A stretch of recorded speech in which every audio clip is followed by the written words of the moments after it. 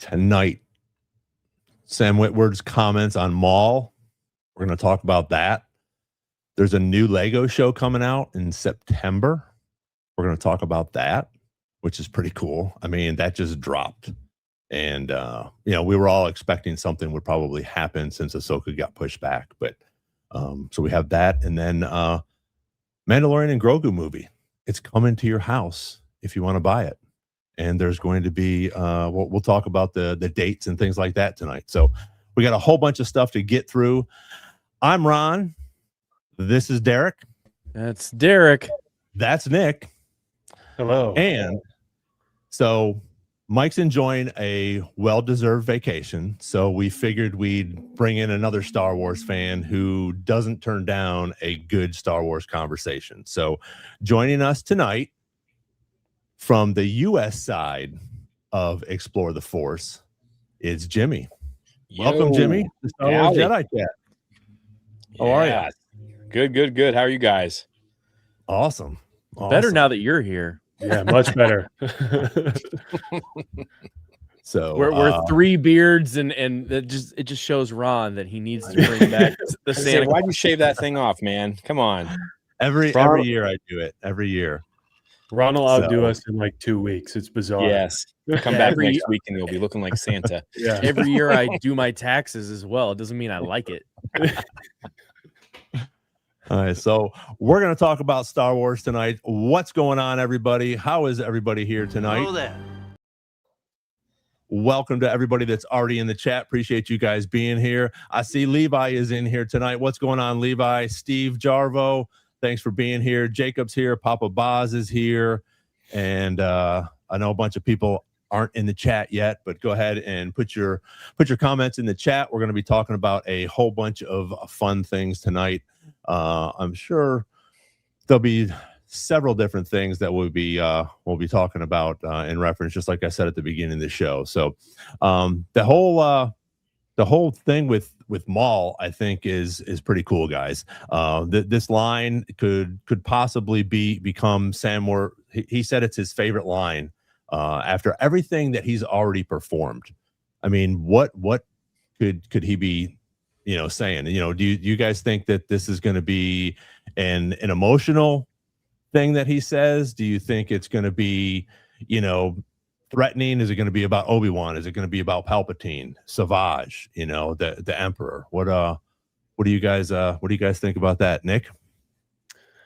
I'm just give me more Sam whenever, I think he's dropped some like breadcrumbs about how they've decided to make Maul and everything, and this supposed line that's his favorite, I assume makes Maul even more complex.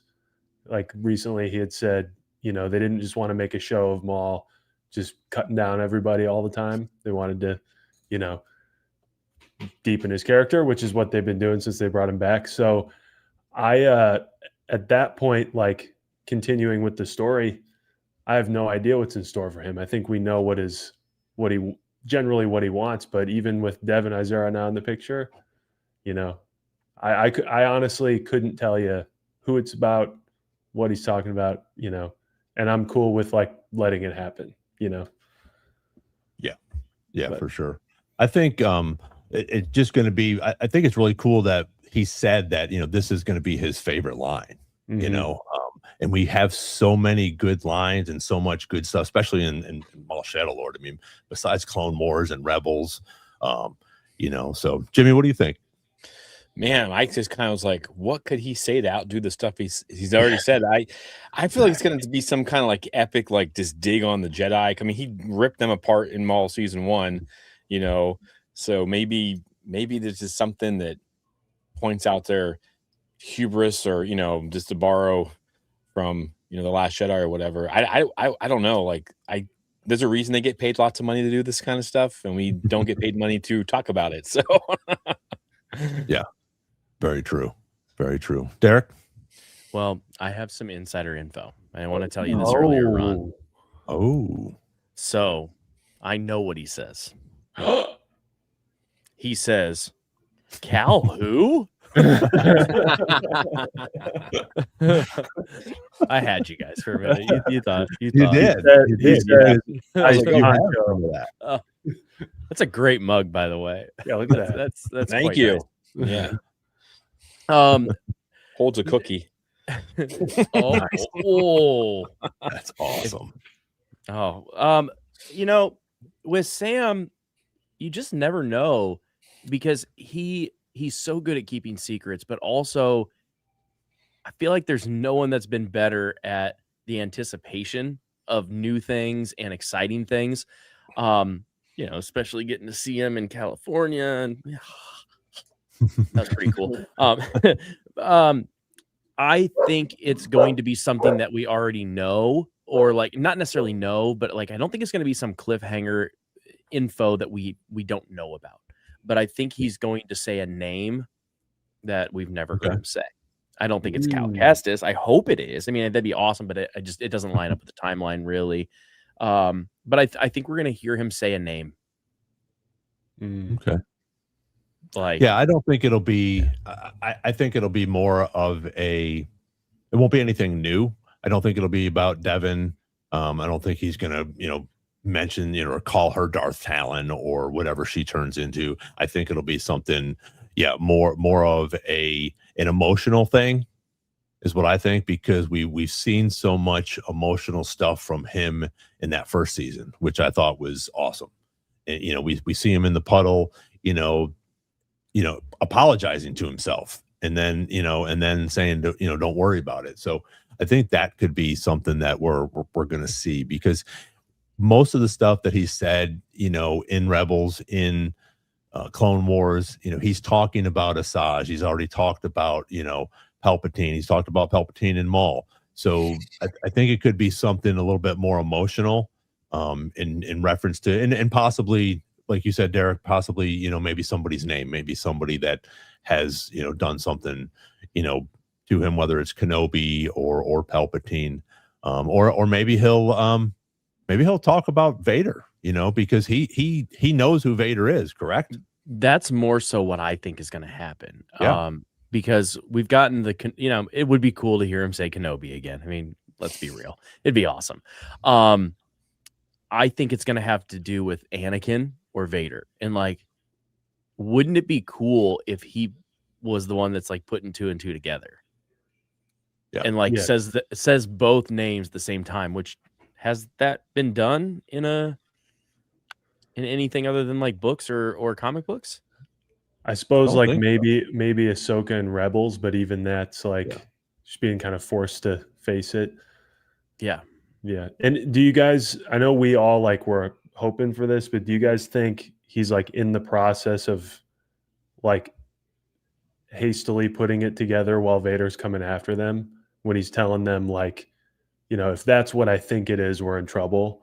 Like that, that sort of, if I'm right, I don't know what the quote is. If I'm right, then this is very bad. That would be cool if he like deduces it on screen, Yeah. I also like to see him be like, he moves kind of like that guy I killed. that I might. Kind of moves like him and his apprentice that chopped me in half. Yep. Yeah. What do you guys in the chat think? I'm just curious. I'll let you hang on a second, Nick. What do you guys put it up in the chat? What do you guys think? Do you think there's a specific sentence that he's going to say? Do you guys think it'll be emotional? Do you think it'll be threatening? Do you think he's going to talk about somebody, like we're talking about, him talking about Vader and maybe giving some secrets away? So what were you going to say, Nick? I was just going to say, like, to harken back to all of our coverage of Maul Shadow Lord while it was coming out, as cool as like the depth of Maul's character is, I've always been a proponent of like, at the end of the day, we all know how it ends. We all know he kind of like routinely devolves back to kind of crazy guy.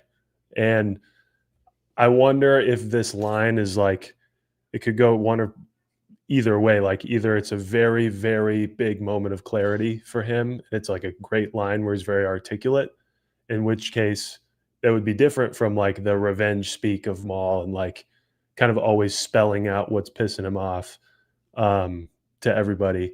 Or it could just be like, you know, stuff's hitting the fan and we get like the most Maul line ever, but with about something like a Vader, or, you know, like what he actually, instead of like saying I was apprenticed to the most powerful guy in the galaxy and I was betrayed, maybe it's like a much more human, like, how could he do this to me sort of thing, instead of like power speak, you know? Either way, I think that's like, it lends itself to a more clear picture of like an honest Maul, you know? But I'm curious, like, when it comes, this line he's talking about, like, is it last episode? Yeah, and like, I would think based on the arc of the story, it'd be a very cool conversation to start the season with, about like what he thinks Vader is, you know? So I'm like, what could happen in that time other than whatever happens between him and Devin and what's going on with Crimson Dawn and stuff? You know, where could we end up where he's kind of losing it again? But I don't know. Maybe he doesn't. Yeah, there's tons of potential for him to be talking to Devin about something, like comparing her loss to his loss, and about, you know, because like you said, we know that he never learns. You know, that episode in Rebels shows the light side learns and the dark side doesn't, and it may just expose that, you know, how no matter how much we love them and the more they give us, the harder that fall is going to be. But you know, if you just deliver some line to Devin and you're just like, man, come on, just don't get it. Yeah. Like it could be the moment where you're like, oh, here he is, or it could be the moment where you're like, oh, there he is, dang it. Yeah, absolutely. That's pretty good. Well, and that's just it.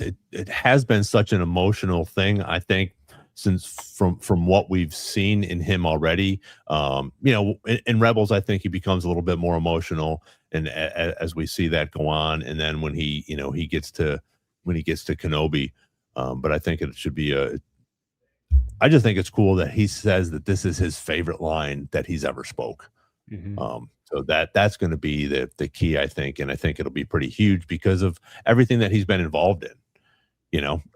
So it'll be cool that we get to see that, and I like Sam is such a great actor, and it also brings us. We're talking about this. He's also said that we don't have to wait very long for it. Now, what does that mean? You know, less than 3 years, less than 6 months. You know, I definitely think it'll be out next year, but you know when. And that's the thing, you know. You gonna say something, Jimmy? It's kind of funny. Ron, you and I are older. Remember how shows used to always come out the next year?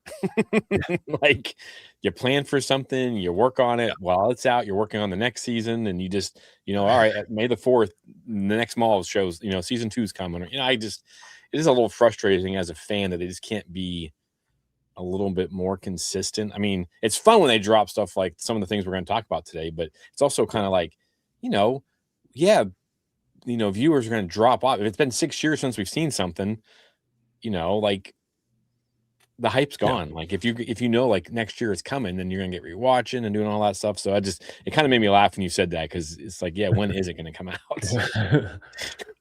Well, and I think that Ahsoka stuff did mess some of these things up, you know, with them pushing it back. And when we had talked about that, I don't know, last week or the week before, and you know, there's only speculation why it got pushed back. And my opinion is I think they pushed it back because they wanted a little bit more time in reference to what Dave's going on. I don't think that they're still editing. I think it's done. I think they just wanted to wait a few more months, you know, another 6 months or so, because I think we will get it sort of towards the beginning of the year. So that's sort of the thing where I don't know when we're going to see Maul then, because if Ahsoka comes out, we got 8 weeks of that. Then you at the same time you have A New Hope in theaters on February 19th, I think. You know, beginning of April, we got Star Wars Celebration. May is Starfighter. So do you throw them all in that mix somewhere, or is that going to be, like they've talked about, that third project? You'll have Ahsoka, you'll have Starfighter, you'll have Maul. I'd love to see Maul in Starfighter. Smartass. But you know, that's what they're talking about. You know, these three things each year, and that would pop into that, and is what we're going to talk about tonight. And I guess that's a pretty good segue. We got a new Lego show coming out, which is pretty cool. And is something like that going to be considered part of those three things? So, you know, or is that one, and then Starfighter, and then Ahsoka, and that's it, you know? Or are we going to get, you know, like a Tales? Tales is, you know, it comes out, there's what, 3 to 6 episodes, they're all 12 to 15 minutes. I mean, I know we all watch them, we all binge them. I mean, it's only going to take an hour, if that, you know, but they're so informative, which I think is fantastic. But is that going to be part of it as well?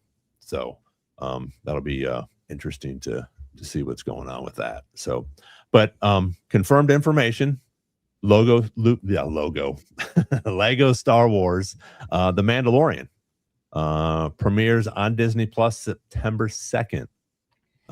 Which is cool. We don't have official run times yet. We don't have confirmation on the voice cast. Do you know anything about that, Jimmy? Have you seen anything on that? I have not. I mean, I'm just looking at the AI overview. There's nothing in there. They're just trying to sell me some Legos right now. So, good. Unfortunately, I've already bought them. So, but no, yeah, I wonder. I can't imagine they're going to pay Pedro to play the man. I mean, I guess that's what they do now anyways, to pay him just to be the voice. But yeah, I don't know. I'm sure they can find somebody that they can digitize into Pedro Pascal. Gosh, now, I mean, with AI, it's like you almost have to wonder how much can they do with the actor. And with collective bargaining and stuff, they probably can't use his voice exactly. But like, I was just editing a video the other day and I forgot to put a line in it. And on DaVinci Resolve, you can just like type in the line and it uses your voice. I was like, ooh, that's me. So anyways, so yeah, like that being said, like they'll have a voice actor for it for sure, but yeah, they can get close with it. And it just, there's the laws on it are so kind of, so they're so vague right now. So I'm kind of interested to see how Lego and Lucasfilm continue to go down that road with voice actors. Like they'll use a voice actor, but how close will they get it to the real thing, even if the actor can't get it that close? Mm-hmm. Right. Well, and that's the thing. And maybe they say F it and just pay him. You know, hey, we want you to come in, you know, because he's not going to turn it down. You know, if they're going to pay him the right amount of money, you know, he's going to come in and do it, which would be cool. But there's no confirmation on that yet. But I mean, and we're less than 2 months away, which is pretty cool. You know, so I think that'll be we're going to have some stuff come out here shortly. You have to, you know, you're going to drop that, or, you know, we don't have a trailer yet. There's no confirmation on Pedro, and there's no runtime on it, because I think it's just like a show or a movie or whatever you want to call it. It's not like a continual, you know, each week. We're not getting anything like that. So it'll be interesting to see what happens in that, you know. What go ahead. I was to say, you know, in the previous Lego stuff, they just kind of like have the dude do everyone's voices in like his own voice, right? Like an embellished, you know, Palpatine voice or whatever in past Lego stuff. So if it has the same vibe as like, you know, being pretty fun and outrageous, I could just see them saying, screw it. Like, you know, base rate voice actor is going to go have fun with it, you know, like they do in the other Lego stuff. And like, when I saw that Lego thing, I don't know about you guys, because to me, I was like, I don't know if that counts as like one of their projects for the year that they were saying, like you said, Ron, right. they have this like slate. But then I thought like, man, a lot of people love the Lego shows. Like a lot of people watch them and a lot of kids watch them. So in terms of like building it for an audience, like I wouldn't underestimate, you know, how big that, not this like this huge deal, but that could be, it's like more of a project than probably Visions is, you know, like Visions is awesome, but like not everybody's into it. Lego Star Wars seems to be like a pretty huge, massive hit for them that kind of goes under the radar from like our conversations. Right. Yeah. So I wasn't expecting it at all. I don't know about you guys, but I could see them viewing it as kind of like we need to keep this secret. It's a big undertaking. I think Rebuild the Galaxy blew up more than they maybe even thought, you know? So. And that was this year, right? Yeah. Was it last year? 25? Does anybody know in the chat? Max Rebo was Lego. Nick's trying to get it first. Yeah, get out of here. Wait a minute. We have I have to say this. My brother is in the chat and it's his birthday today. So could we get a couple happy birthdays in the chat here for Happy my birthday. brother? 2024, actually. 2024. 24? Wow. Jeez. As far as the birthday, in the words of Ron, no. It's still my favorite line you've ever said, Ron. No. Oh man. And I see that it's going to cover all 3 seasons. It's going to retell some of the stuff from the first 3 seasons 1 through 3. So this is like another way to probably pull people into the characters and stuff like that, like a younger generation. Mm-hmm. So, obviously they were working on it, not thinking that the movie didn't do as well as we hoped. Yeah. But like, again, we all have our feelings about that because I love it. And I think merchandise alone made up for it. So, but you have to wonder, like with the Lego Star Wars, did they know again? And I said this in one of the other episodes, maybe the last one or the one before. Did they know that the performance was going to be like this with the movie? And they had this ready of like, oh, this is an easy win. It's an easy home run for us. I think so. But because they do not seem upset, like not at all. Shareholder meetings, board meetings, like they have not freaked out about this movie at all. Yeah. So, and I'm kind of like, I think they knew that it was going to be this way. It was just Ron and I that didn't. Yeah. We thought it was going to make billions of dollars. It made billions of yen. Yeah. 3 billion yen. You know, I wonder when Papa Boz. Oh my gosh, I was about to spit my drink. Papa Boz Lego Mando going to make 3 billion.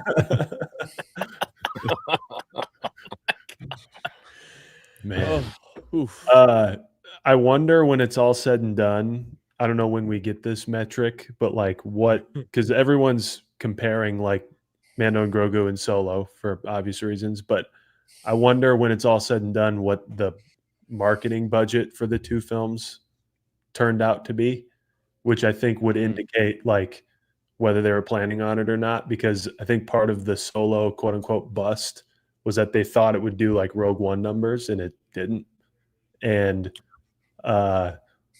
it seems to me that they marketed Mando and Grogu exactly for what it is. Hey, fun Star Wars back in the theater. Go see it or not. It's going to be on Disney Plus anyway, you know. And less than 2 months. And here we go, Lego Mando while you're at it. And we're going to do like a special premiere of it on Disney Plus, I bet. You know, like it'll be its own kind of thing as we gear up for the big one. The big one. So I don't know. That big push with Denny's and Solo just didn't work out, I guess. I didn't even know Denny's was still open. The Grand Slam. Even then. Yeah. So, I mean. I love me some Solo, though. But Solo is, I think, the only Star Wars movie I have not seen. Well, besides the original, since I wasn't alive, that I haven't seen in theaters. Ooh. And I love Solo. Yeah, so do I. It's my favorite Star Wars movie. So really, I don't know why. I absolutely love it. Like, you just went up in my book. I can't figure it wonderful. out. It just, I don't know what it is about that movie, but my goodness, I can watch it every single day.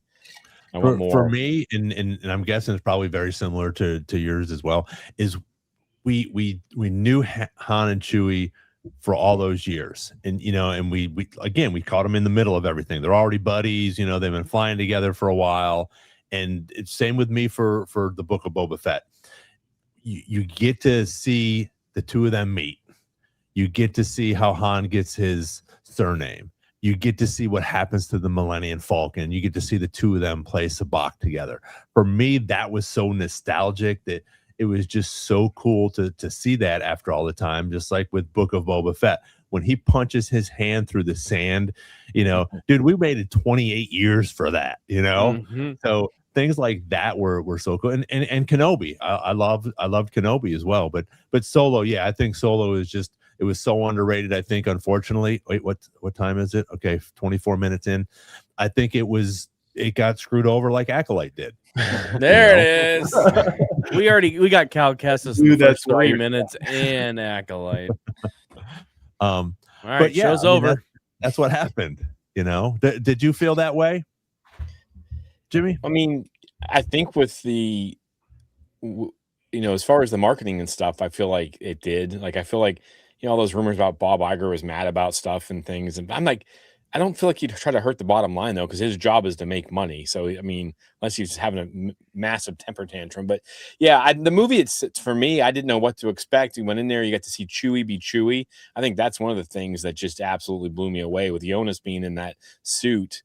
They could just do all these things that I know some of it's cheesy and it's just too on the nose, but for whatever reason, it just feels like the most Star Wars movie next to A New Hope for me. I just felt like it was really kind of true to what Star Wars is, and we got him shooting first and all this kind of stuff. And I just think it worked. I know some of the complaints, and we didn't need this movie. We don't need any Star Wars movie. Like, they're not essential to living. I mean, I love them and I want more, but I know about that. But yeah, I feel like if Star Wars went away tomorrow, I don't think it's a life I want to live. I'd be pretty sad, but I just don't feel like that's a valid argument. Well, we didn't need that movie. Well, okay.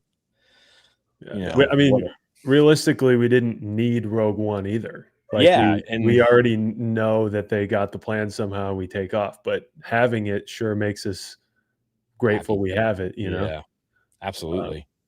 And I remember there being like a year leading up of people questioning having someone not Harrison Ford playing Han Solo, which was dumb because it's like, what are you gonna do?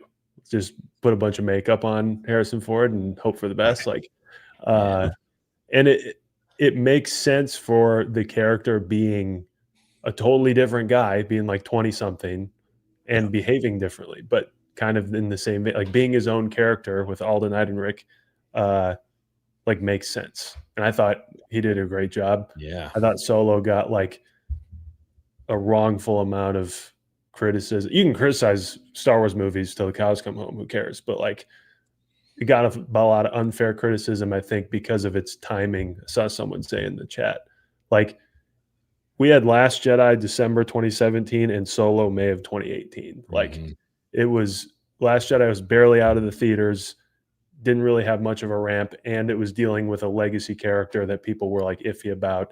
And then I'm pretty sure there was a pretty big Avengers thing going on at the time too. God, like Deadpool was in there too, I think. Yeah, like it just kind of got sandwiched. If it had come out like a year later, I think it would have been heralded differently. But yeah, I would agree. I think the backlash, which I still don't understand the backlash, like not going to see something Star Wars because you didn't like the last thing you saw, because that was that big push, kind of like when that whole super negative side of Star Wars fans really kind of exploded. So I do think that hurt a little bit. I don't want to give them as much credit as they think they deserve, but yeah, I think that backlash, and if they would have waited a little bit longer, they were trying. I don't know, were they trying to bring Star Wars back to May? You know what I mean? Like this is when Star Wars aired, and because it wasn't. I mean, because I think the Force Awakens was supposed to come out in May, and Harrison Ford got hurt. They had to stop, and then they decided to Christmas. So yeah, I think there's a lot of things. Just the same way that Star Wars worked out so beautifully with all the bumps in the road, Solo kind of went the opposite direction for some people, and just those timings. And I mean, just look at the moviescape now. Like everything's getting crushed in the theater. Like, nobody likes anything apparently. So I don't know. It's like everyone hates everything. So we'll see what happens. I just and looked it up. Oh, go ahead. Go ahead. No, you go ahead. You first. Okay, real quick. I just looked it up. Solo was May of 2018.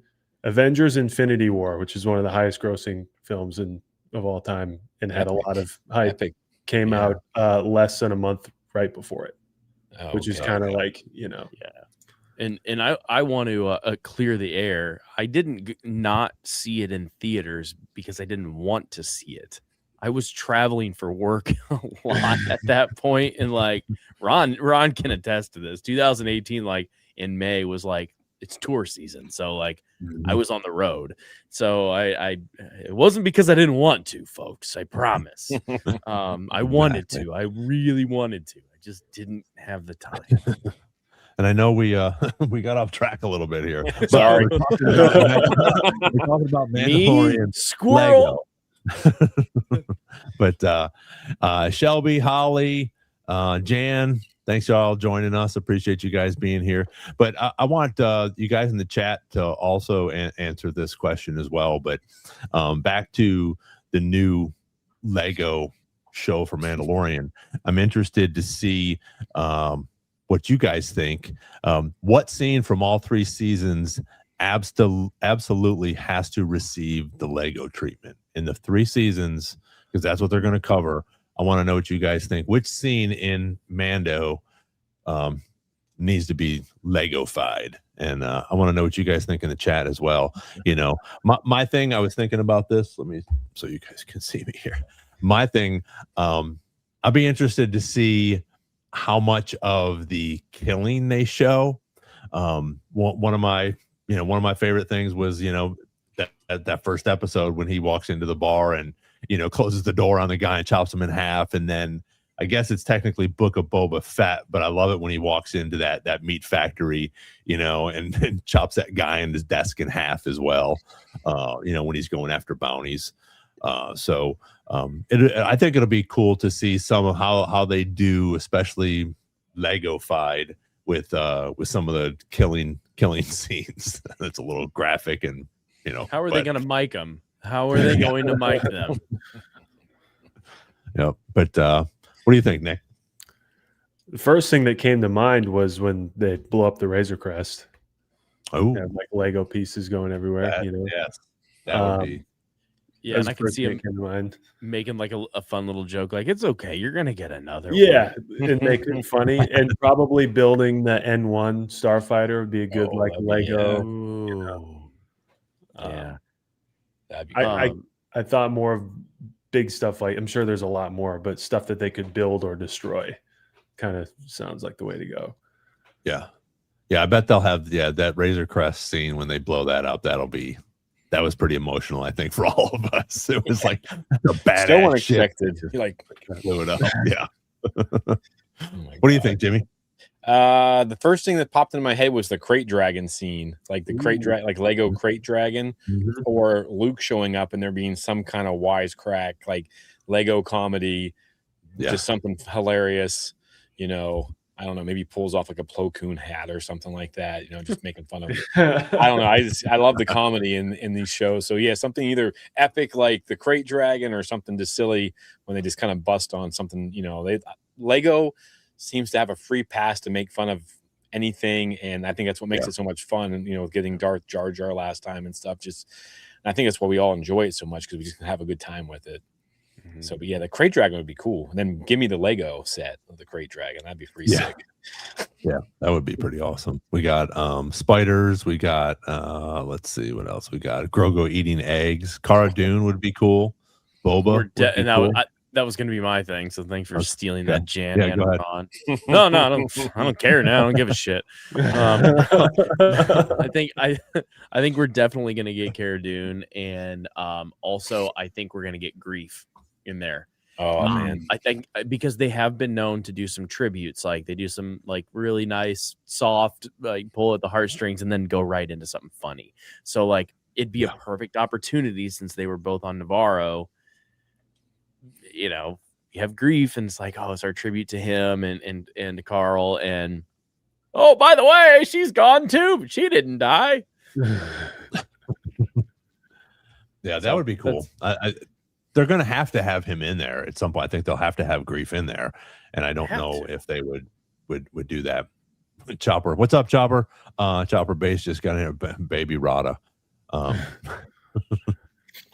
could see like Rada.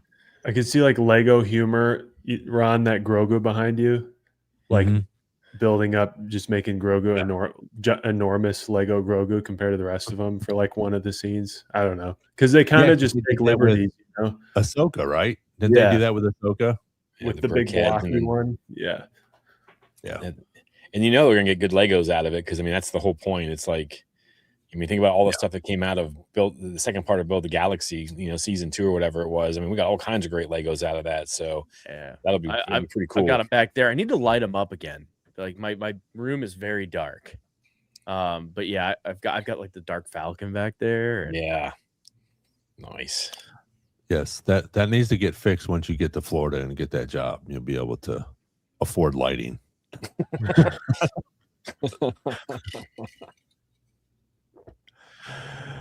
Indeed. All right. So yeah, I think this will be cool. I think it'll be fun. I think it, like you guys said, I think they already had this in the works. They're like, okay, we're gonna throw up the movie and then we'll throw in a Lego thing afterwards, depending on whether it crushes or it doesn't. And but I think it'll be cool to see what they bring into and what this Lego treatment gets from Lego for these Star Wars things. Go ahead. That gives us so much stuff. Like, remember how, I don't know about you guys, but we talked about, like, after Mando, like, what's next, and then we got and we just got I completely forgot about the Ninth Jedi, and then, then we'll get this, we're gonna get video games. I mean, it's like we get something, one or two things every month. It's a good time. It's still a good time to be a Star Wars fan. Exciting for all the animation and video games and things that we're gonna get over the next 3 or 4 months. It's pretty cool. Oh yeah, the games and everything, which will be pretty awesome. Now, are you a Visions fan? Yeah, I liked all. I don't really like anime. Like, I remember trying to watch like Akira when I was younger, and I just don't understand it. But I've really gotten into, especially after Volume 2, when as a history teacher, getting to see those different cultures drop their version of Star Wars. I thought that was phenomenal. Sometimes I'll show those in class. That's cool.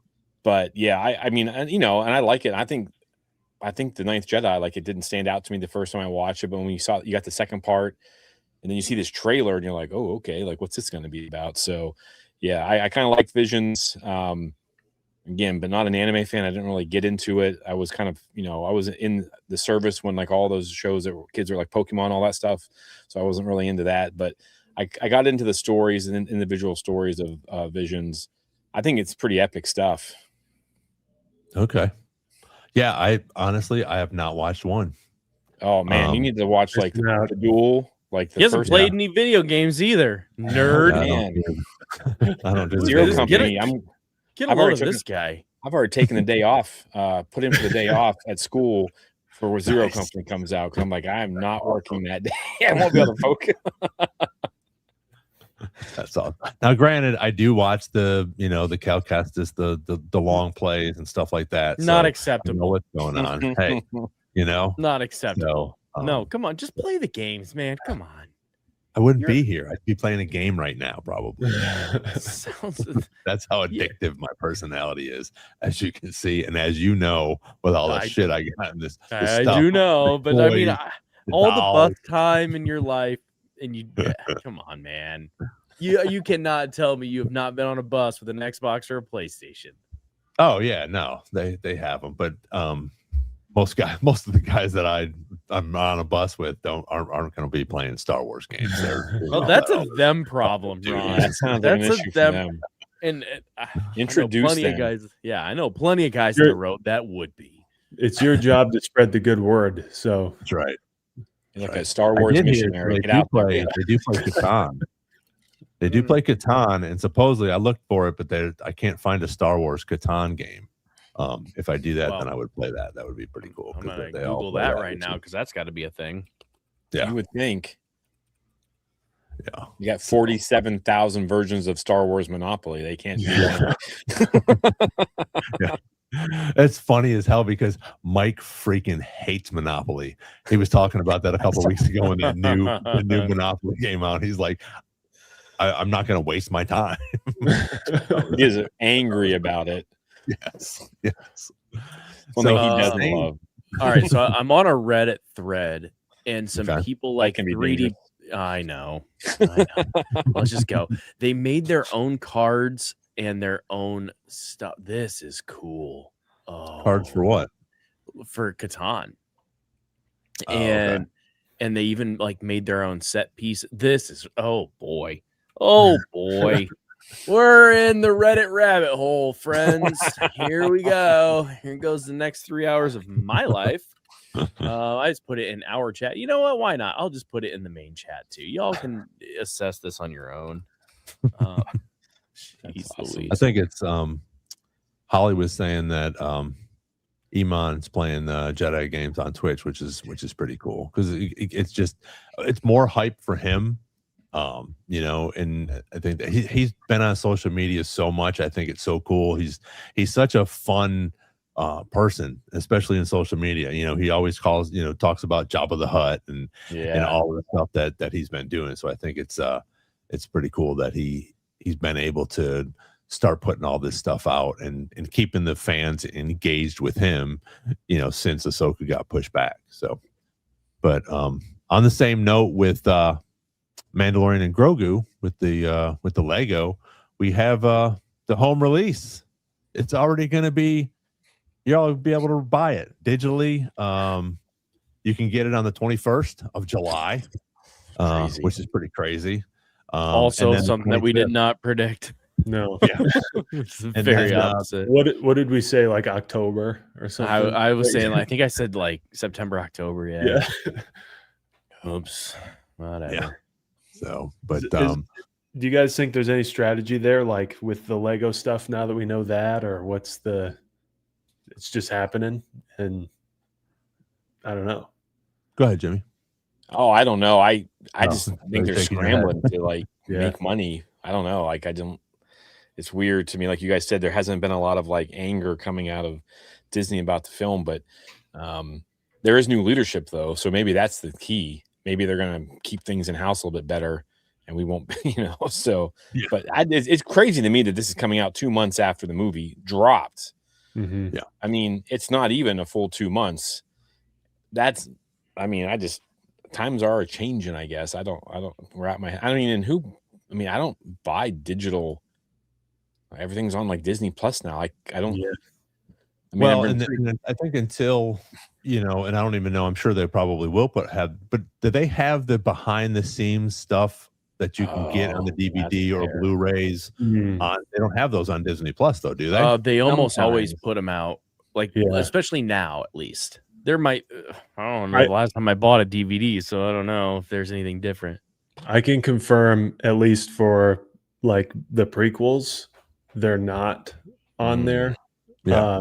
Because there's, especially for Revenge of the Sith, there's like a ton of like bonus material from like the making of, and tons of what they called webisodes that they put out like prior to the movie on the internet before anyone was really watching videos on the internet.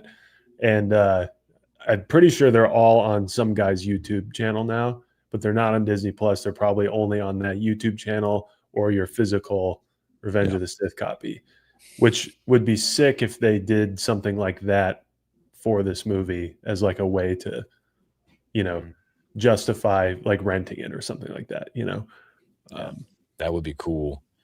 I know when you get them on Amazon, you get the behind the scenes if it's on. Like if you bought, like I bought like the digital hunt, like Solo, and all the behind the scenes stuff's on there. So I guess that's a good reason, because I didn't even think about that, to be honest. Mm-hmm. And I am curious, but John and Dave, they love behind the scenes stuff. So yeah, that might be worth buying now that you guys bring and that that's up. just it. And that's what they're talking about. John's got a whole thing on there, and I mean, I'll buy it because that's what I want to know. I want to learn about all those things, and I like to see the deleted scenes and different things like that. So, the Blu-ray comes out August 25th. So this digitally, you can get it on July 21st, which is in 6 days. Oh, yeah. And then it almost hurts my heart a little bit. I'm like excited, but like, yeah. Again, like they're just unapologetic about it. So I just have to wonder if like they're like, yeah, this is it. You're the ones that thought it was going to be massive, not us.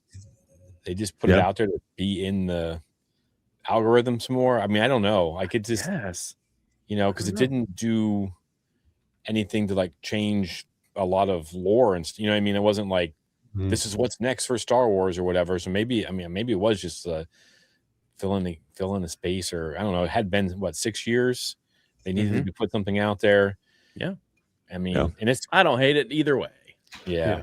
I'm glad we got it. I mean, I had my journey with it, and I'm in a good place with it now. But like the first 2 times I'm like, but that was my own expectations got in my way, like 100%, totally my fault.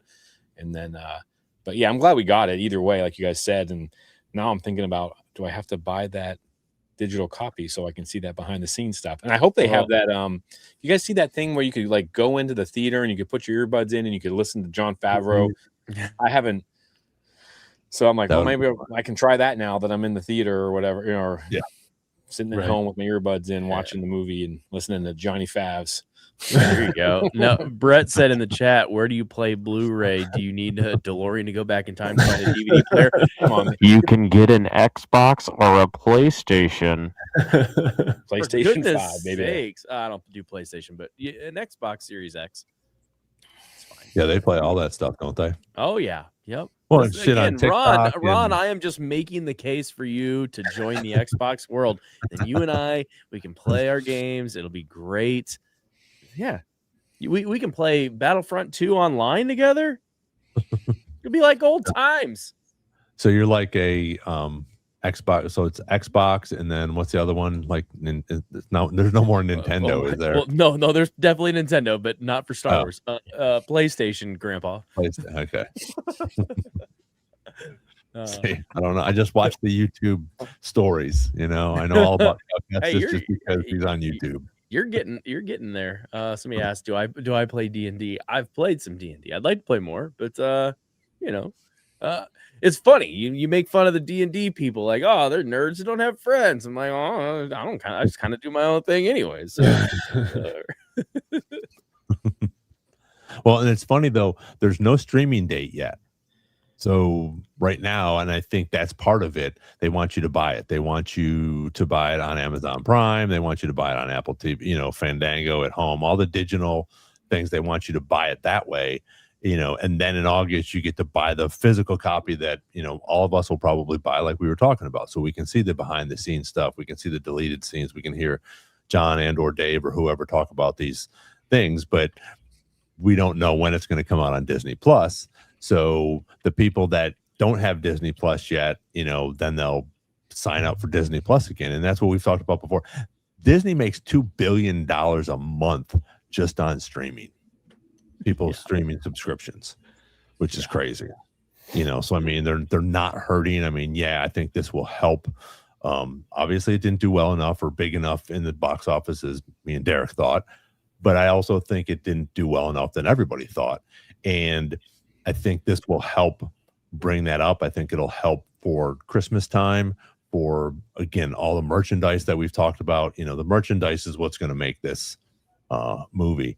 And, at least that's what's going to make the movie pay for itself, because obviously it didn't do that yet in the theater. And I think there's most of the ones here in Nashville, I think there's only one down by where we went and saw that sneak peek, Nick, last week. Yeah. Because there's nothing at Opry Mills and there's nothing in Mount Juliet. There's not any of the theaters except for down there. So I'm sure within the next week or two, it'll be out of all the theaters. Well, probably by the 21st. Yeah, it's not in Wichita. Uh-oh. So yeah. So it's good. Last thing, Jimmy, you brought up expectations. I agree. I was kind of in the same boat. I'm looking at it now, though, and I will say I'm not going to go back and comb our podcast history and see if I was thinking this way. But I remember thinking, like, I wonder what we were asking a lot, like, what is this movie for? And not in a bad way, just like thinking before it ever came out, like, we don't know anything about it. It wasn't even announced. I think Max Rebo put it, they didn't even make a big deal of it at the last celebration. Like, and a lot of the general public who aren't Star Wars fans, like, didn't even know it existed. And we were all like hyped for it, but we were like, I wonder, is this in place of a season 4? Is it its own thing? And we're also getting a season 4. Favreau kind of gave like a blended explanation of that was kind of vague. And I'm thinking of it now, like, we viewed it as a Star Wars film in the theaters, big picture, and then have like walked it back. Where I think if you look at it the other way, it makes a lot more sense of like, seems like they wanted to make a Mandalorian and Grogu movie, which they did. That's a fact. They wanted to make one. But Star Wars is not going to release straight to streaming with a film. So like, even if they were like, hey, you know what, season 4 or some of that stuff plays better in a movie, let's just do it. Well, kind of a weird brand thing to not put it in the theater. And so maybe like we'll put it in the theater for a couple months, get some like, bang for our buck on box office for something that we initially probably would have just stuck to streaming anyway. And then, run that ramp of like digital download, all that kind of stuff. Because I disagree with the claim that it's just like purely just like a Disney Plus show in movie form. I think it was like a few Mandalorian episodes put together, but like I think it looked better than like people said it did, So it's definitely a movie. But I could see if you viewed it from the other way, instead of like, Force Awakens re-entrance of Star Wars. And in this case, it's like a soft launch of Star Wars of something we already know. I think it makes a lot more sense of like what happened and what the purpose was. And I don't mean it this way. It's not that like box office money is free money, because it was still a large budget. But like, if you were toying with the idea of releasing it on Disney Plus and decided to get 2 months of box office money on top of it, a little bit of free money, right? Like, and that's more what I'm thinking too. Yeah. It's like, we already knew it was going to be basically season 4 or like a part of season 4. And then you add all the extra merch, and like, look at popcorn buckets alone. Oh my gosh. Like, I went to more theaters than I watched it at to get popcorn buckets. Yeah. Because I'm a whore for popcorn buckets that are Star Wars. Like, I have so many. There's I just knocked over my mic. I just killed Jimmy. I've got like 4 of them. I have 4 of them in this room alone. And then I've got like 10 in storage. I've got like special edition ones that you had to do the Star Wars dessert party for. It's like, that was a $70 popcorn bucket. It was worth every penny of it, because you got to do other stuff. But I mean, let's be real here. I wanted the damn bucket. Oh man! Oh, we got a Darth Maul appearance. Sorry, folks. There she is. There she is. There she is. She's ready. It's funny because the confirmed bonus features on this are the crafting of Mandalorian and Grogu, which is the puppetry and the miniatures and all that stuff. They have the from snow to swamp, so they'll do building some of those things. Shikari, which will be cool. I think that'll be fun. Building the film's new city in downtown. That'll be sort of cool to watch. And then the Jarek, they'll talk about that. The chess match, which would be pretty cool. And then the Jon Favreau auto commentary throughout the whole entire film, which would be pretty cool, I think, as well. And I'm guessing most of you guys have done those other ones as well, where the director, some of these films has done that, which is really cool, because it's fun to hear them talk about those things, especially after you've seen it, as many times as we have. Just going through over and over, you don't have to watch and pay attention to every little thing that's coming out. So it's fun to hear the director or the writer or producer, whoever is talking about it, in that movie. So I think that'll be sort of cool once they do get we get to be able to buy the digital DVD or Blu-ray or whatever it is. So, well, now I was combining it. So, yeah. We had a good question. How many times did you guys see it? 4 for me. I didn't see it in IMAX. I just didn't have access at the time, or the timing didn't work out. But I'm super happy with everything I saw. Yeah. How many times did you see it, Jimmy? I went to the IMAX. Well, I went to the IMAX twice opening night. I think a third time, and then twice at a regular theater. So 5 times.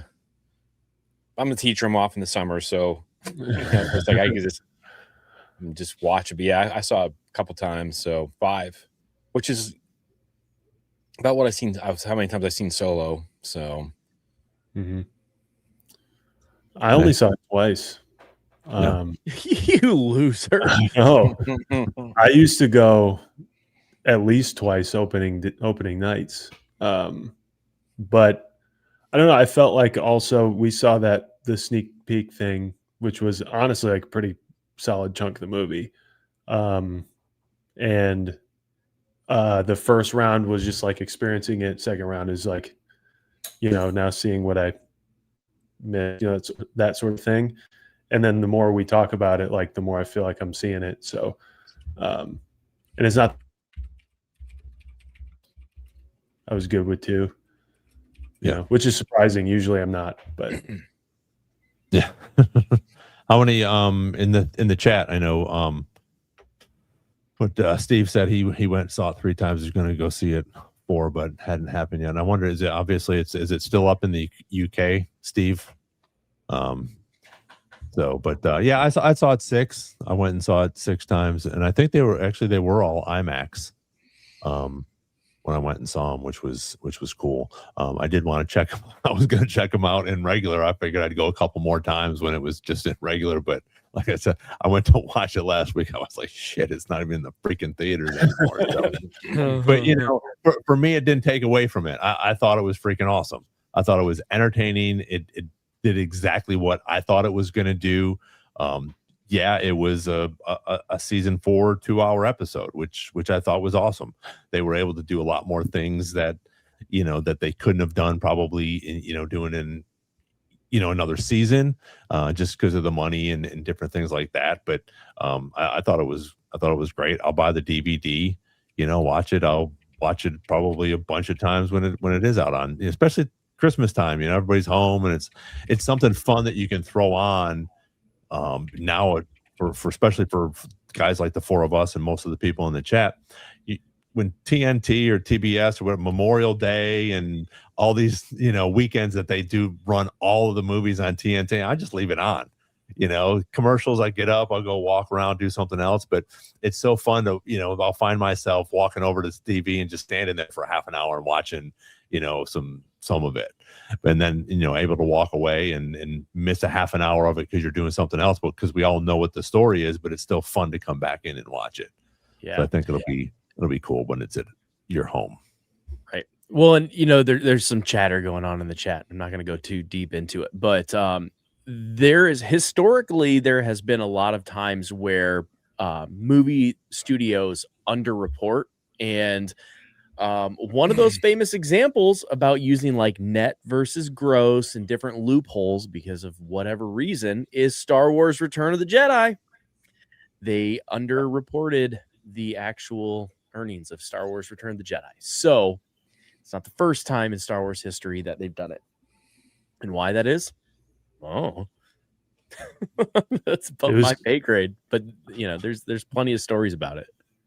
It was certainly one of the lower budgets, on record for Star Wars. If I'm not mistaken, especially if you adjust for inflation for the older ones. But I'm not like pushing back at all, because I do know about the 2.5 rule, but who knows these days if people follow the 2.5 rule? I don't know. I would argue that no one is more frightened of losing even $1 than the Disney Corporation, and they would not be this chill about it, or they wouldn't have even gone with it at all if this weren't like fact.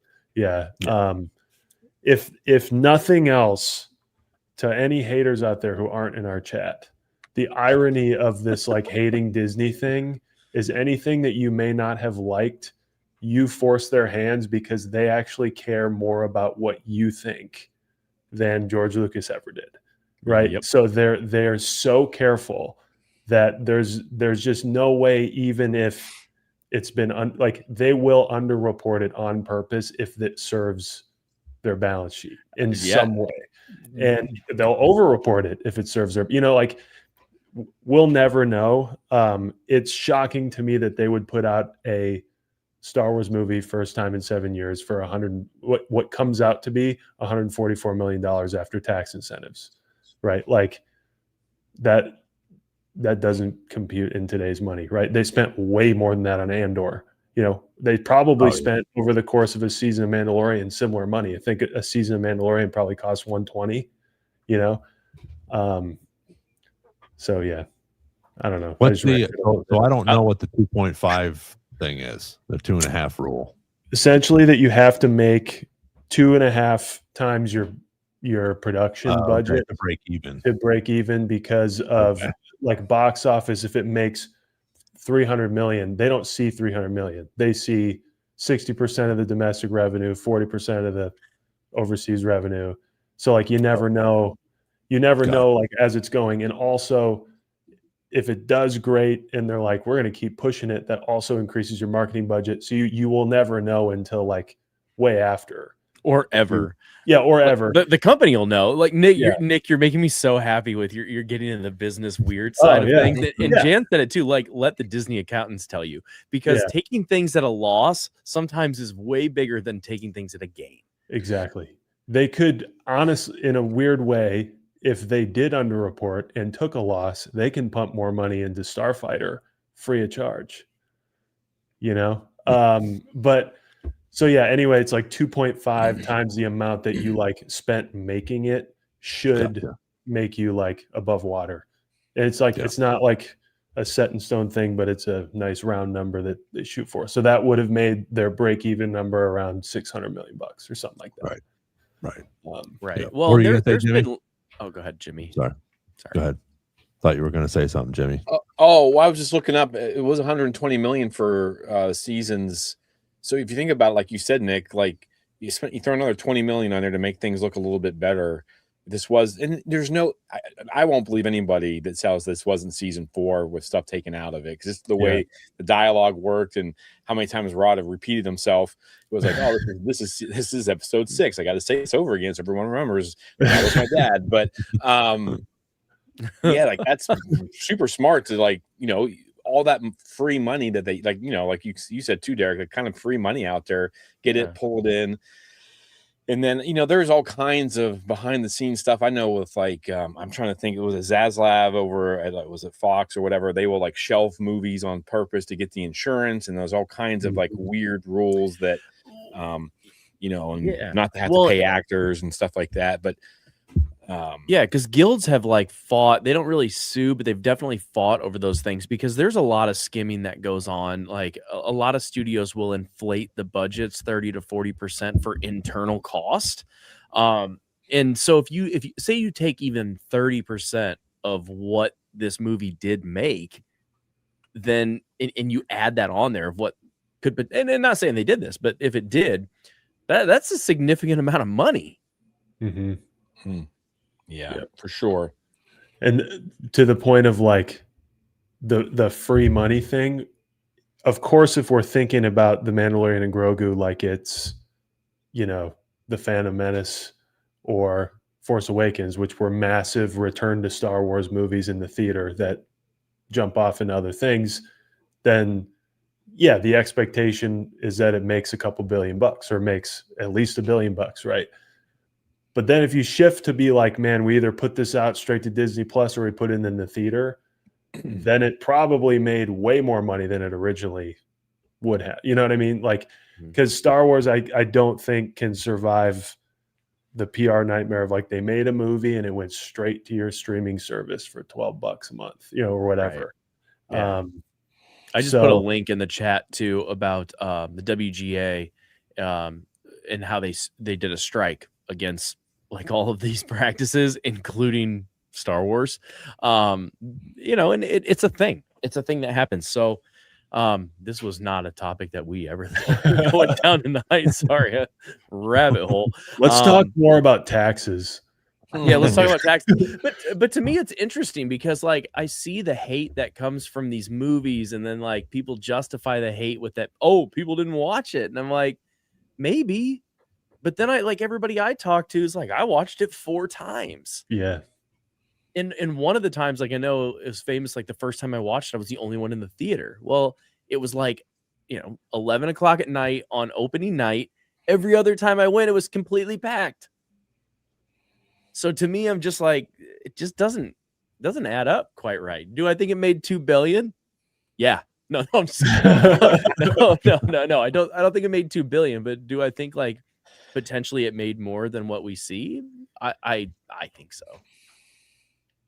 I wonder also in a non-money way, like what this indicates for the Mandalorian and Grogu thing going forward. You know, Yeah. it Mandoverse is definitely a thing, but this particular thing that got us into it feels like I felt like after watching the movie, like, oh, Mandalorian might be done. Like this whole story might just have set up our next thing, but like this might be done. The same way it felt weird that season 3 kind of just, circled in on the happy family and it was done. So I don't know. What do you guys think? For that specific story? Obviously, we're still dealing with the Mandoverse big time, but Jimmy? Yeah, I wanted to actually. We're going to talk about that on our live show next Tuesday because of that being released. Is what is the future of the Mandalorian and Grogu? Like, is there more movies coming? Is it going to be a season 4? Is it cameos moving forward? Is it going to pop up in this, the Mandoverse, the Filoniverse, whatever you want to call it, as characters? Yeah, I'm super curious as to where they go from here, and like all of our speculation about the money and was it really the season 4? Did Bob Iger make them do that? You've got these we don't know anything about these new presidents at Disney yet either, so we don't know how they're going to react and what their plans are.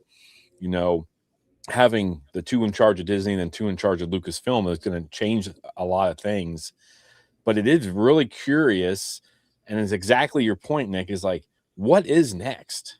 Do you know what I mean? Because it just feels like we got seasons 1, 2, and 3, and 3 was leading up to, mythosaurs and all this other crazy stuff. And then we just veered off pretty hard to the right, and we had this movie. And then you're like, okay, well, it didn't do anything or tell us anything for like really like what is next. Yeah, Well, And it is kind of bonkers. And that was one of my problems with the movie originally, was like what's next? I have no idea. Like I can't even.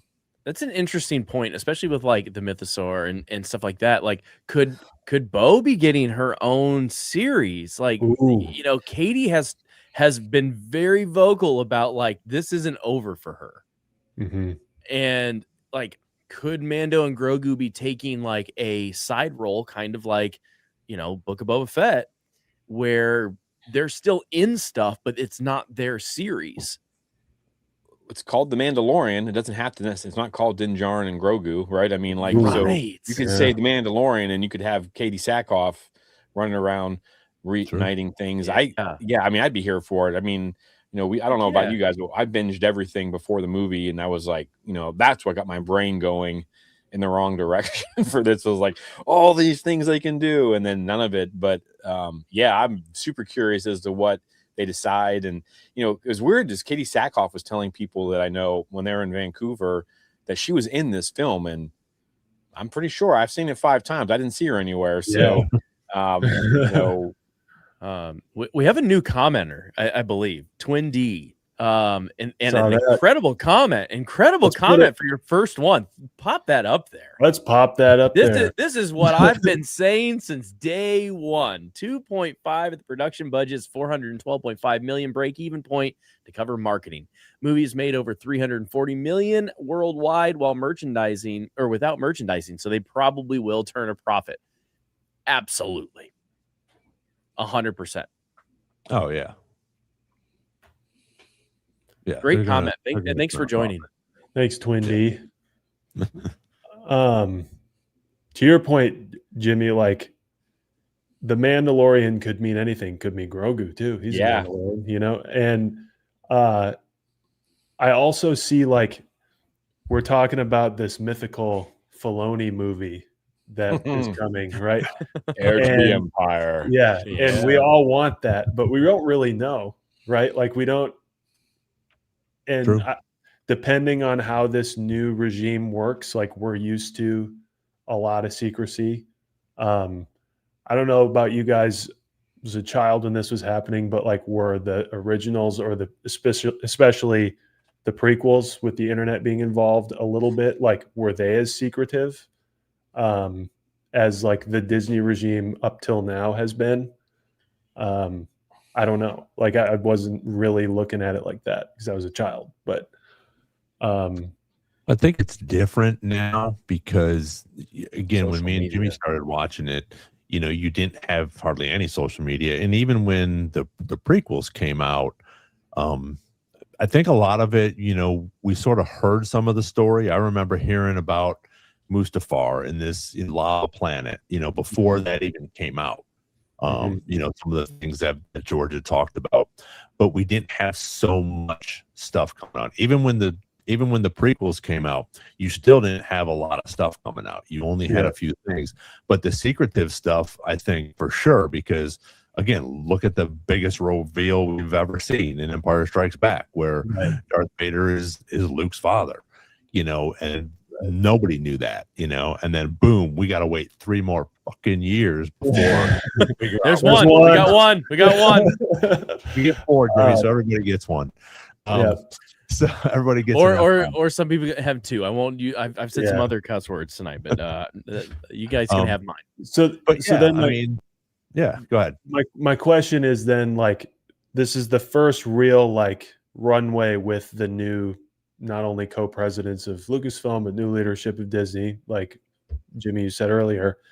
And thus far, we've had like minimal info lead up to a movie that is now like out of the theaters after less than 2 months.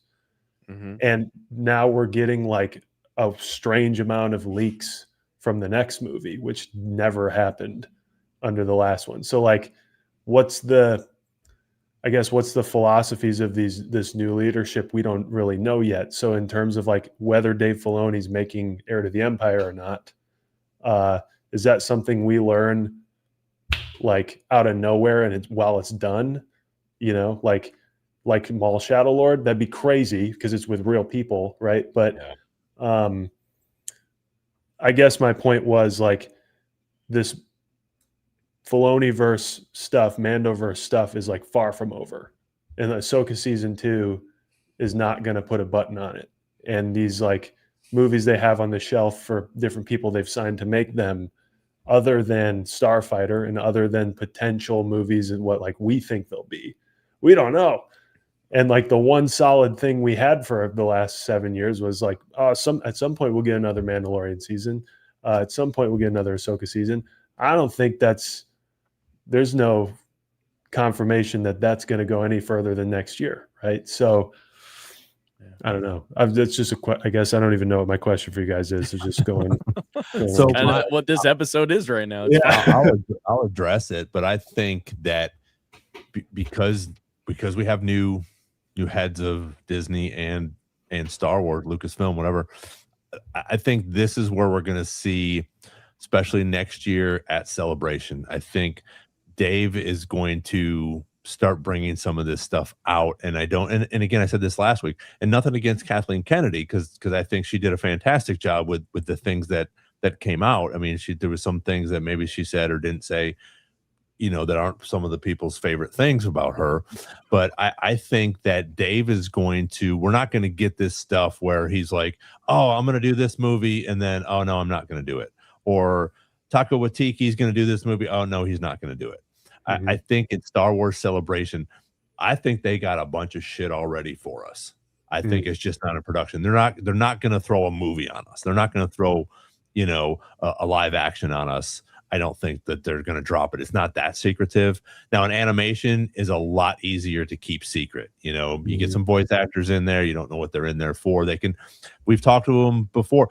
A lot of these people do it from their homes now. They can do voices and send it in, So, but to have a live action, stuff come out, and I think the stuff that has leaked is probably it's sporadic. We still have no idea, just like Mandalorian and Grogu.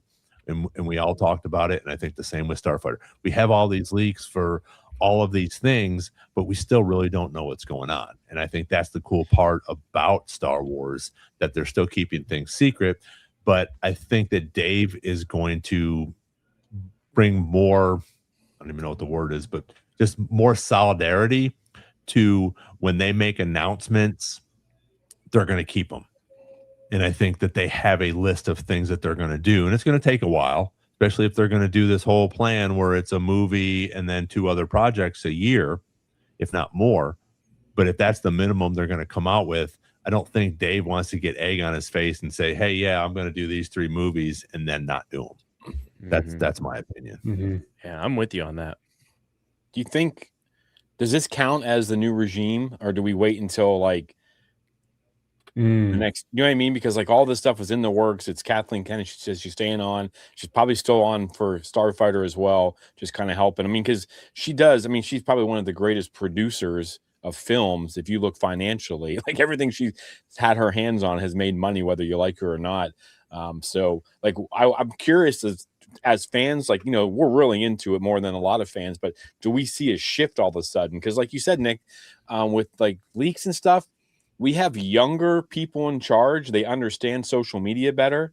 I mean, I was watching videos today, like why do people post, you know what I mean? Like just trying to figure things out.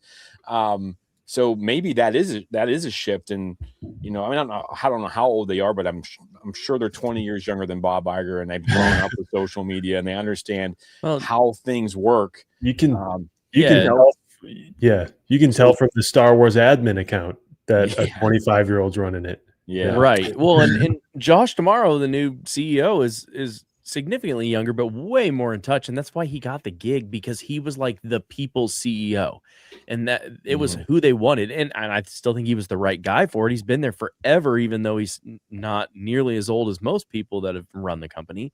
But also, like, he is like calm and collected during all of this. And right now his focus is the parks, because they have so many massive expansions going on at the parks. And as long as this maintains what it needs to do, they're going to keep growing Star Wars through that. And like, he wants the streaming money, because that makes the board happy, because he was the parks guy. He was the customer experience. So if the board's happy with streaming and Star Wars is a part of that, then they can continue to grow the parks. And then that's where they make so much revenue. Parks is money. That's money. Yeah, I remember looking up. They make so much a day. I mean, I don't even think eating one movie. Let's say that Mando does lose money in the end. Like, they won't even feel it. Like, it's nothing with the money that's coming in from the parks on a daily basis. Like, I was trying to plan a trip down there with my wife, and then we realized that we could fly to Italy cheaper than we could go to Disney parks. It is now cheap, and I hate saying this because I'm a Disney World annual pass holder. Living in Iowa. It's cheaper to go to Japan and spend 3 days there than it is to go to Disney World. Wow. So maybe bring back, but I love it still. Great success. Oh my goodness. But that's people pay it, and the parks are still packed. I know, like, people are like, Disney World's down this summer 1%. I'm like, gas is $4 a gallon. Like, what do you expect? Like, if they're only down 1%, I mean, 1% of $2 billion is a lot, but yeah. All right, so Jimmy, we have a special segment, and we've already done this, but we're going to talk about Ahsoka season 2 for a second, and you get to answer these questions, and then we'll do something else. And because I know you got to go in a little bit, but this is something that we do a lot of the times when we're on, and we want to talk about, we have a nickname for it, is somebody getting killed, is called Get Mic'd. So we have a special segment that we do. Warning! Not everyone survives the galaxy. It's time for Mic Drop, the segment where we predict who's getting eliminated, who's not making it out alive, and who may have just booked a one-way trip to the dark side. Oh,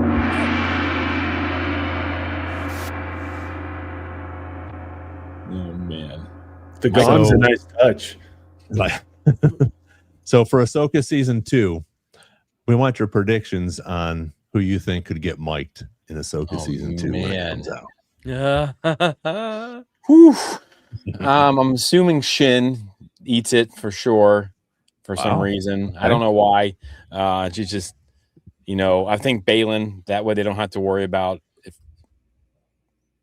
Ray Stevenson, he was my favorite, but Yeah, these are a good question because man, where are they all during the prequel or the sequel trilogy is something that's always been on my mind. So I just Ronald Lee, oh boy. I'm gonna say Shin for sure. I don't think out of the main characters like Hera and all them, I don't see them touching them for some reason. Okay. Ezra probably last. I mean, he said he was in every single episode for this season on something he was talking about. They're not going to kill a kid, so Jason's safe. I'm trying to think. Akbar lives until he doesn't. Yeah, those are the two that I think are expendable. Would be Shin and Balin, unfortunately, because I don't know what it is about those two. It's like another one of those weird things where, like, I absolutely love those two as Jedi. Like, it felt like they've been part of the universe forever, and they've only been, especially Balin. I mean, yeah, God, he was incredible. Like, it breaks my heart every time I watch it. There's a clip on YouTube. I don't know who the guy is, but he put every single line that Rey had. And I'll just watch that sometimes. So it's like 15 minutes long. I'm just like, I love it. I can't get enough of it. So, but yeah, I'll say those two. Shin and Balin. Okay. Unless I'm missing someone obvious, but maybe that asshat that is on the council. Maybe he gets killed. That'd be nice. Asshat. I like that. Asshat on the council. That'd be a good T-shirt. That's a canon name, by the way. Yeah. Head cannon. Literally. Head cannon. You know what? I want a whole book of Nick's head cannons. Yeah. Asshat cannons. Yeah. That's pretty funny. Yeah, but like I said, we've all done this before, but I'm going on a limb. I think Sabine might do a Kanan, possibly. I think Ezra's going to be in. I think Ezra's going to be in Star Wars for a while. I do agree. I know Mike mic'd Hera. I see that being a very good possibility. I see her because she is so loved. She is sort of a backbone to everybody in there. She has a connection to everybody there. So if something happens to her, I think these characters and these people are going to be pissed. And that's where, like we talked about, with Dave's movies, if we get this Heir to the Empire and it's the Mandoverse stuff and things like that, I think that if they have to fight, whether it's Thrawn or the Vong, or we get a different bad guy, I think that they're gonna all have to come together. And I think if Hera dies, I think that's a good possibility that would, some of the people that might not maybe join the club might join the club because she dies. But my surprise one would be, and I think that Sabine could possibly, like I said, maybe sacrifice herself or something, or possibly just, get wiped out because, again, we've seen that in Star Wars. We've seen that in the Acolyte. We saw that in A New Hope. All of a sudden, Ben Kenobi's gone. So there could be surprises like that. But yeah, and I don't know about Shin. I think Shin would be interesting because a lot of people are saying that she could possibly be the Abeloth because of how she looks and different things like that. But yeah, I think we're going to get a lot of questions answered in this season 2.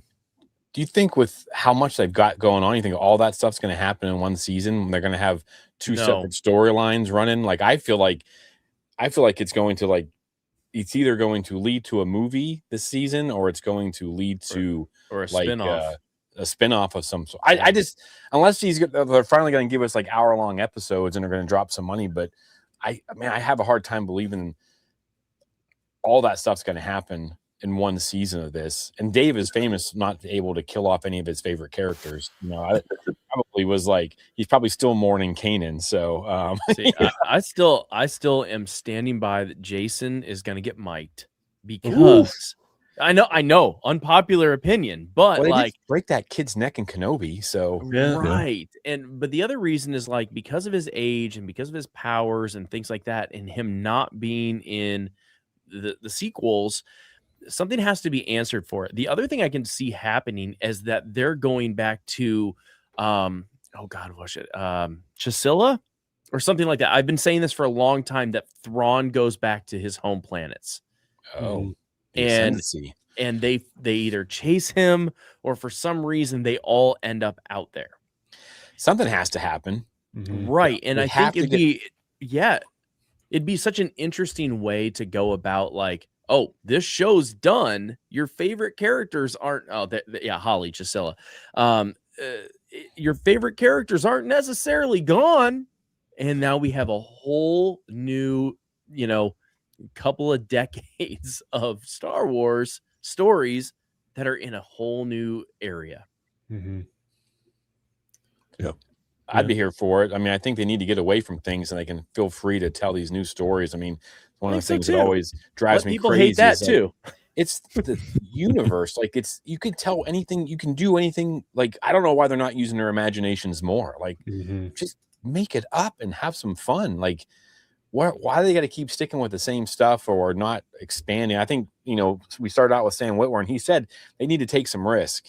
It's Star Wars. It's not, we don't think it's, I mean, I know some people that might think it's real, but like, it's real to me. Yeah. So they do have, that's my biggest thing, is they have to answer that question for me, or I'm going to be really upset as far as a fan, is where are all these characters during the sequel trilogy? And if they get pushed out, we have our theories where maybe they end up in Peridea with Cal.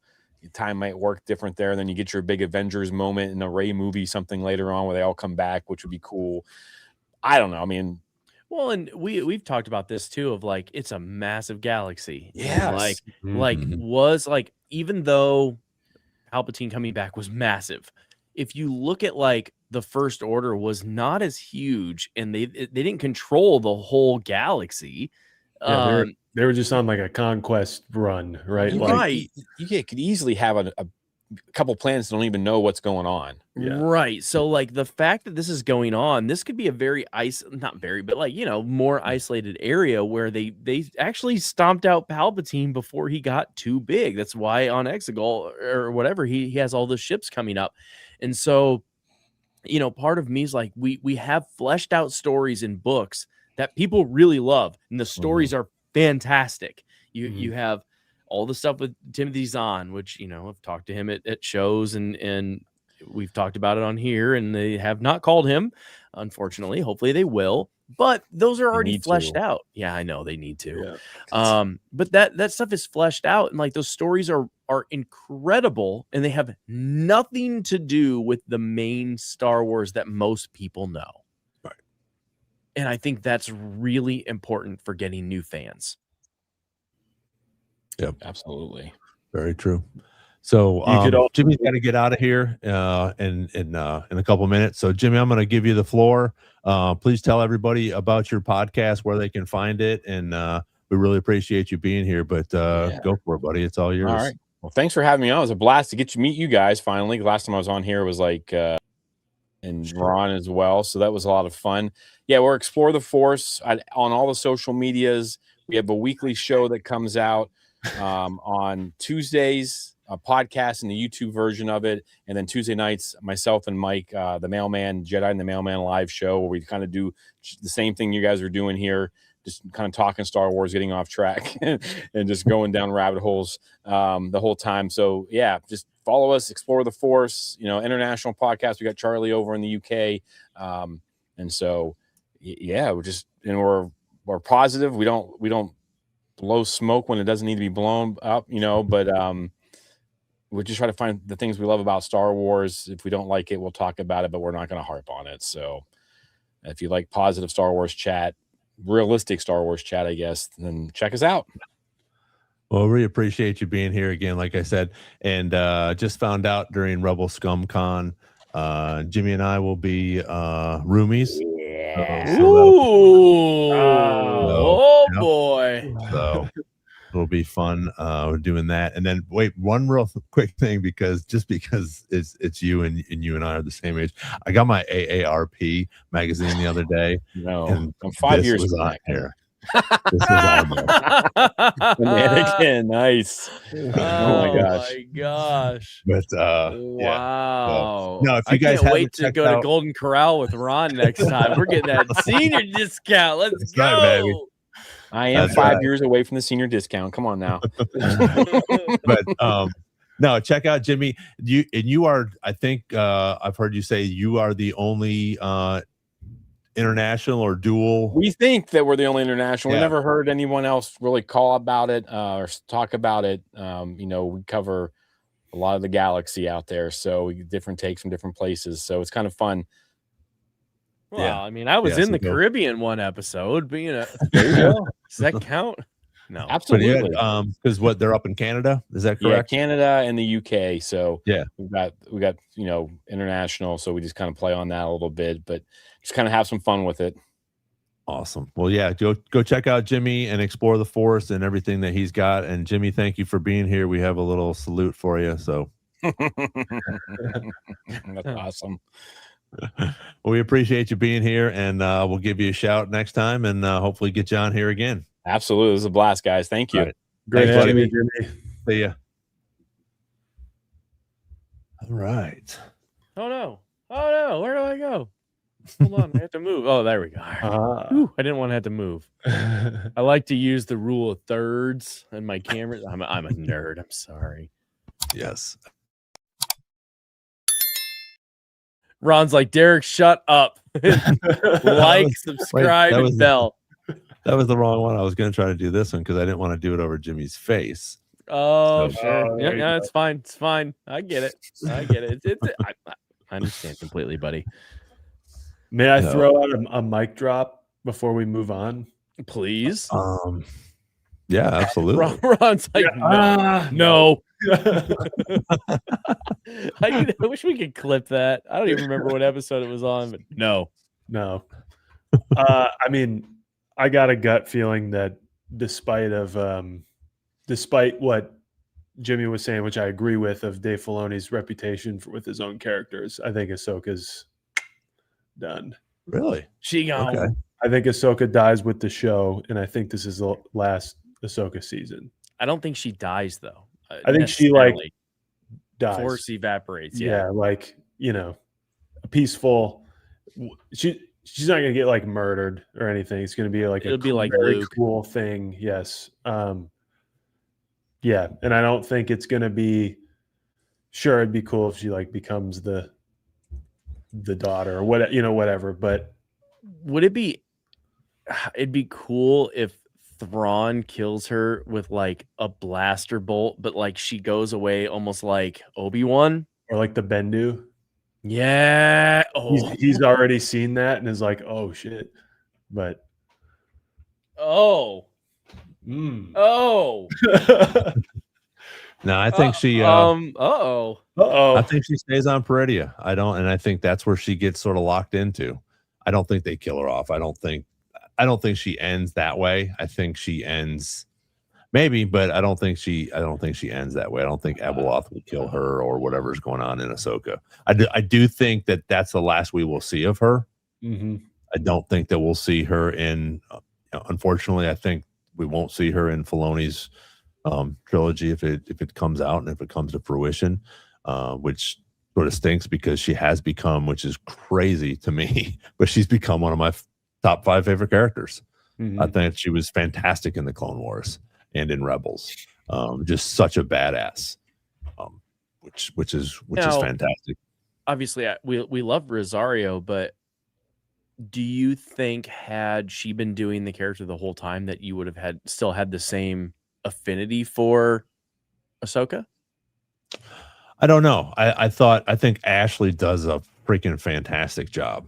Yeah. And I was a little surprised, and I think everybody was, and I'm sure she was probably disappointed that she didn't get that spot. She said it in a would've- panel. I Yeah. was on, I know. or not Yeah. on, in.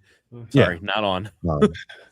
Which I understand because she was for what 7 years, and then all of a sudden they're gonna, and nothing against Rosario Dawson at all. It's just that voice, and Rosario did an okay job trying to get her inflections and talk the way that Ahsoka would have talked or talk the way that Ashley would have talked. But for me, Ashley is Ahsoka. And of course, but I was not excited about Rosario doing it, even though I love her as an actress. She blew me away with how well she adapted the character in her own way, but made you feel like it was still a grown-up Ahsoka. Yeah. She did great. I really did not want to like it. I feel like you could tell she channeled the more Rebels version of Ahsoka, which would be more appropriate anyway. And I will say, like, I didn't really have any qualms with Rosario's performance, but the ones I've seen, I can understand aren't really a Rosario thing. They're Dave Filoni's first live action project thing of like directing people.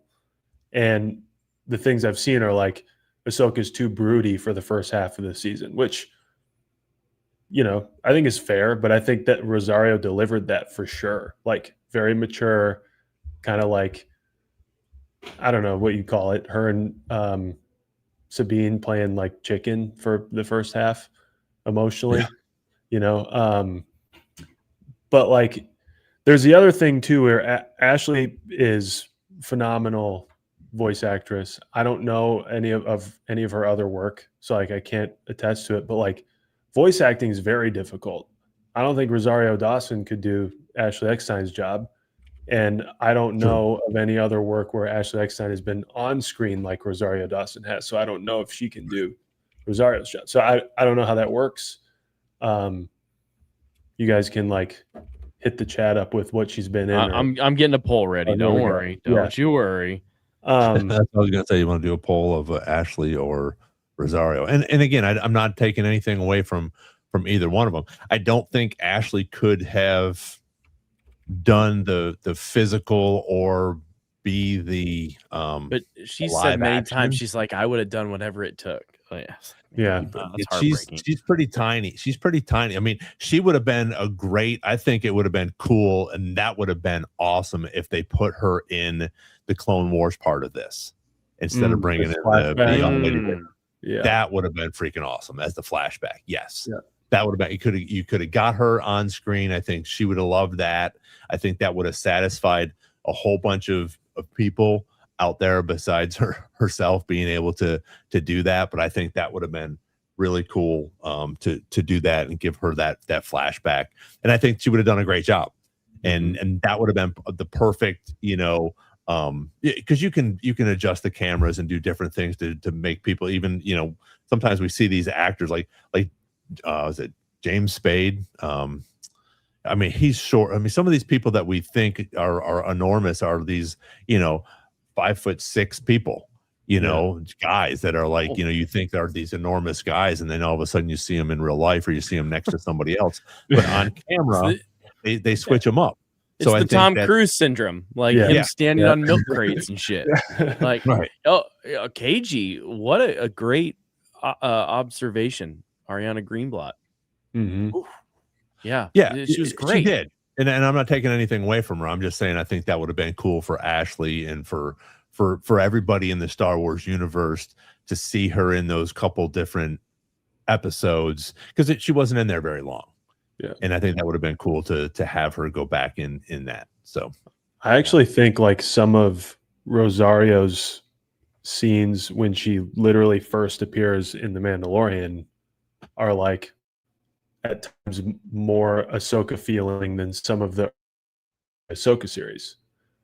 Like there are moments where she's kind of like walking around talking about things where I'm like, damn, she really locked in and like got the mannerisms and the looks and stuff. Yeah, but to me that's like actual character progression. Like that is some real growth, because you saw like she can act like Ahsoka. But she can also act like this different Ahsoka that has been through different life changes. And that's what I respected more about Rosario, especially when you get like the second and third watch of the season in, and you're like, she put in a lot of thought, and the direction was, like you guys said, the direction was better. Yeah. No, that was cool. I like that. All right. So right now we've only got 3 votes, and I'm one of them. And so y'all need to vote. The poll is All right. up. We got Which is your 18 favorite people on here. Ahsoka? Yeah, Call all come your on. friends, tell them to get on right now, and then tell them to Yeah. vote. So, Did ahead I and just learn? Did I just learn in the chat a little while ago that Papa Boz is from New Zealand? Did I not know that? oh, I didn't know Did that. you guys know that? I did not. That's I know crazy. we do Yeah, have I totally knew that. I know our listeners, jerks. What time is it in New Zealand? What time is it for you, Papa Boz? He's gonna get on there. Yeah, I because I feel know the like- UK guys are like 1, 2 o'clock in the morning Yeah. Oh, he is from New from Zealand. New Yeah, Zealand. Yeah, I mean, I totally knew that. I knew that. I feel like my dad is like this with something. Like the man is up until 4 a.m. So I'm like, there is some like Australian show that he is in love with on YouTube that I don't know about. This is where the fun begins. Jesus. Oh, all right. All right, guys. Well, this was pretty good. We'll go ahead and pull the plug on it a little bit early. 140 is the Here we go. 140. In the Arvo. What does Arvo mean? morning? thanks. Evening? No, I think they're similar to the UK possibly because I think UK is what 6 hours ahead of us. So it's like New 1, 2, Zealand's 5. nowhere New near Zealand's the UK. way over. That's No, but Australia, in bud. the time, I It's mean, in Australia. the time. No, way. not I even don't close. know. UK, Okay. I don't know. New Afternoon, Zealand. haha. Sorry. Oh, okay. Pacific. Oh, that's cool. Yeah. So they're way behind us. So they're 7 hours behind. Okay. That made my day. know. Oh no! Jeez. All right, wait a minute here. Watch. Wait, if it was on the Star, Ha! Oh, Nick did it too. Don't just do it on me. If it was the Star Wars map and Exegol's over here. Oh, sorry. But I have that somewhere. Pull that up. Then I can show Well, you good. where New Zealand is compared to the UK. We're good. Well, that's better than 2 o'clock in the morning because in the UK it is like 1, 2 o'clock in the morning. So Mhm. Steve Jarbo and who else is Matt? No, Max isn't over there. It's Thursday afternoon in New They're Zealand. ahead. Oh, Papa They're Boz, ahead by what's the that much. future like? yeah. Can you tell me what happens in the future? So they're a whole afternoon ahead. Yeah. Wow. Yeah. Wow, What a life they must live living in the future. man. So does Papa Boz get to see like when an episode drops of Ahsoka season 2? Will he get to see it before all of us, or does it all hit on the same clock? It all hits in the Right. same clock. Okay, so it'd be like a different date for him. Yeah. Oh, he said Mike's pods are at 5 a.m. Oh, that'd be glorious. I never get to watch Mike because it's when I start, like I'm working. It's 1 o'clock in the afternoon. So I've got like a room full of kids. So You can turn it on and show them. Yeah. Oh, yeah, because they love that. Like, oh, the kids are like, I'm like, hey, everybody has to get out. I gotta go do my podcast. And I'm like, wait, what's your podcast? I'm like, Star Wars. And like, ugh. Jeez. That's not very. You need to find more kids I mean, like Star Wars. no, I think I'm good. No. There are a few kids in there that like they watch the show. So that's cool. But so if you're watching, thanks, kids. That's right. Most of them are like, well, that's weird. Star Wars, huh? You're an adult. Why are you talking about Star Wars? Don't you have better things to do? Yeah, no kidding. And then I'm like, go look at how many subscribers Mike has on his channel. And they're like, oh my gosh. Yeah. You can like nerdy stuff and make a living too. Yeah.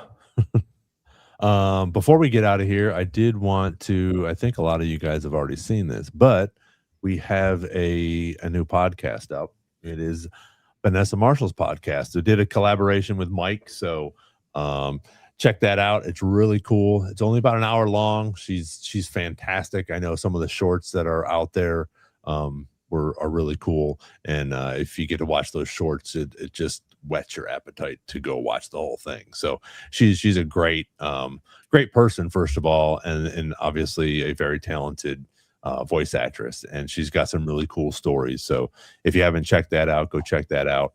And then we actually got a couple other ones coming up. I'm locking some people in, so hopefully we'll get some more out here. I've been having some problems. I apologize, especially to Chris, but I have a really great Chris Bartlett podcast and or interview, and I've been having a lot of trouble with the audio. So hopefully that will be out here in the next week or so, or at least the first half of it. Only you knew a guy that was good at audio. Well, not first yeah, I've heard of it. Thanks for nothing, Ron.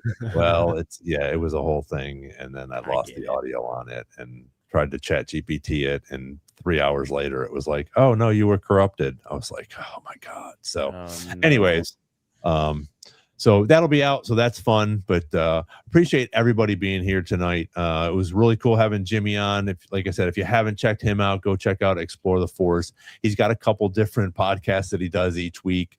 And like I said, he has somebody from Canada. They have somebody from the UK. Jump on there and get their perspective, sort of like you do with the three of us, and when Mike's on here, the four of us. So go check out Jimmy.